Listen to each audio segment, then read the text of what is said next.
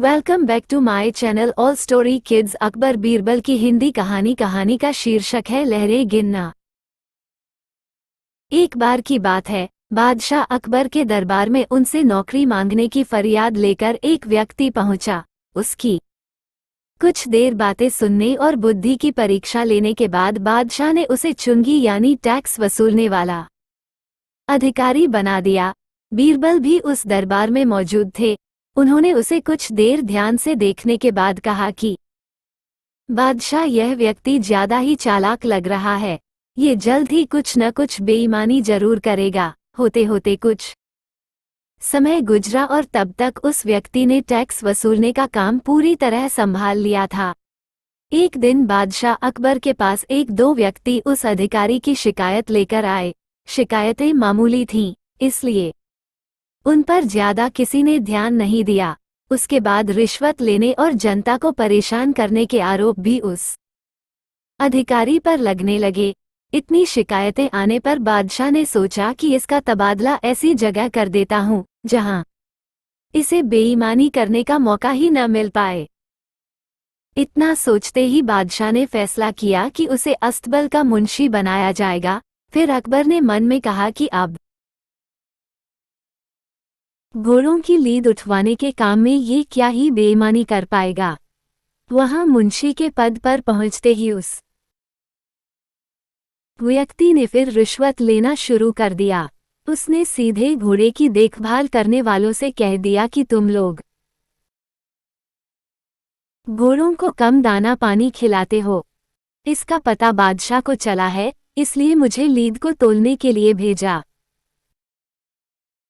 है।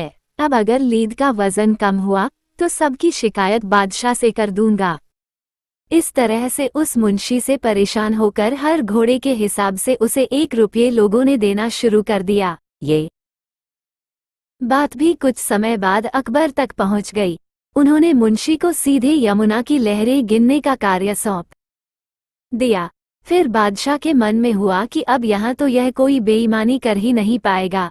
कुछ ही दिनों में जैसे ही वो व्यक्ति यमुना किनारे पहुंचा तो वहां भी उसने अपना दिमाग दौड़ा लिया।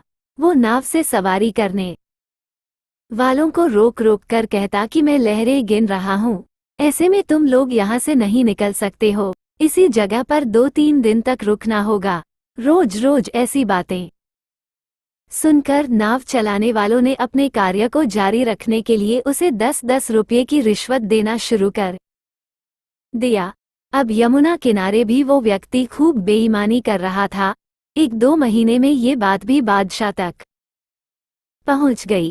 तभी अकबर ने एक लिखा हुआ आदेश भिजवाया, नाव को रोको मत, जाने दो। वो व्यक्ति चतुर था। उसने बादशाह के आदेश वाले पत्र को नावों को रोको मत जाने दो कर दिया था। इस थोड़ी हेरफेर के बाद उसने अकबर का आदेश वहां टंगवा दिया।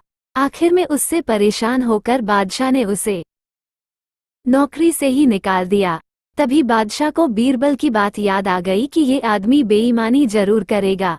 तब उनके मन में हुआ कि मुझे उसे पहली गलती में ही कठोर दंड देना चाहिए था। कहानी से सीख। इस कहानी से हमें ये सीख मिलती है कि दुष्ट अपनी दुष्टता और बेईमान अपनी बेईमानी कहीं भी जाने पर नहीं छोड़ता है।